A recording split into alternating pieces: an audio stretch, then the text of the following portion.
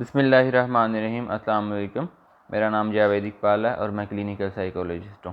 آج کی ویڈیو بنانے کا میرا مقصد ہے میسیج دینا پیرنٹس کو، یا آپ کہہ سکتے ہیں کہ فیملی کے سربراہ کو۔ تو کچھ دن پہلے میرا اتفاق ہوا کہ میں فارسٹ پارک ٹوبا ٹیک سنگھ میں واک کرنے کے لیے گیا۔ تو آپ کسی بھی طبیب کے پاس جائیں، کسی سائیکولوجسٹ کے پاس جائیں، یا آپ کسی بھی ڈاکٹر کے پاس جائیں گے، تو آپ کو اگر پرابلمز ہیں کچھ، تو وہ آپ کو واک کے لیے فورس کرے گا، یا پھر آپ کو وہ موٹیویٹ کرے گا کہ آپ واک کیا کریں، صبح کا ٹائم نکال لیں یا شام کو۔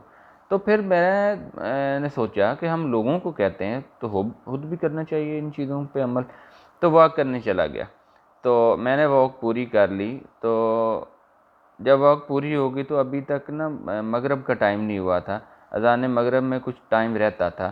تو میں نے سوچا کہ مسجد میں نماز پڑھ کے پھر ہی گھر جاؤں گا، گھر سے نکلنا تھوڑا مشکل ہو جاتا ہے۔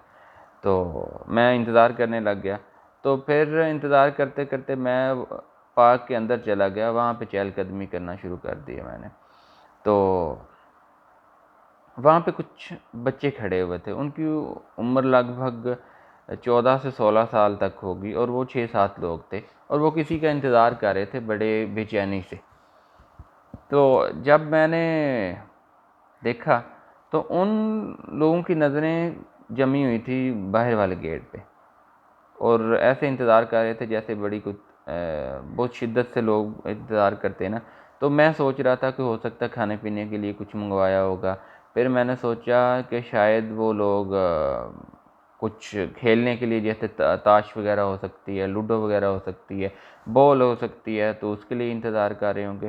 تو اسی طرح نا میں ان کو دیکھ رہا تھا، تو تھوڑی دیر میں ہی ایک لڑکا گیٹ سے داخل ہوا۔ تو انہوں نے بڑا پرجوش لہجے میں کہا وہ آ گیا۔ تو وہ جب ان کے قریب آیا تو میں نے دیکھا کہ اس کے ہاتھ میں سگریٹ کی ڈبیا تھی۔ اس سے پہلے میں یہ سوچ رہا تھا کہ یہ لوگ کھانے پینے کے لیے ہی انتظار کر رہے ہوں گے، کہ اگر آپ دیکھیں گے تو اس ایج میں بچوں کو کھانے پینے کے لیے کچھ چاہیے یا کھیلنے کے لیے کچھ چاہیے، اس کے علاوہ تو کچھ نہیں چاہیے۔ اور پچھلے دنوں میں نے ایک ویڈیو دیکھ رہا تھا، تو اس میں بھی میں نے دیکھا کہ جس سے بھی کویسچن ہو رہا تھا بچوں سے، کالج کے بچوں سے یا یونیورسٹی کے بچوں سے، تو وہ یہی کہہ رہے تھے کہ بریانی ہو، کھانے پینے کے لیے کچھ ہو تو ہم خوش ہوتے ہیں، فلاں چیز ہو تو ہم خوش ہوتے ہیں۔ موسٹلی لوگوں کے جوابات بریانی اور کچھ کھانے کے لیے ہی تھا، تو وہ خوش ہوتے ہیں۔ تو میرا یہی آئیڈیا تھا کہ یہ لوگ کچھ کھانے کے لیے منگوایا ہوگا، یا پھر سیکنڈ پہ یہ تھا کہ ان لوگوں نے کچھ منگوایا ہوگا جو کھیلنے کے لیے کچھ ہوگا۔ تو سگریٹ کی ڈبیا دیکھ کے میں حیران ہو گیا کہ وہ بچے اس لڑکے کا انتظار کر رہے تھے سگریٹ کے لیے، اور پھر ہو سکتا ہے کہ انہوں نے سب نے مل کر اس میں کچھ پیسے ڈالے ہوں اور جمع کیے ہوں گے، جیسے کھیلنے کے لیے کچھ منگواتے ہیں ویسے انہوں نے منگوائے ہوں گے۔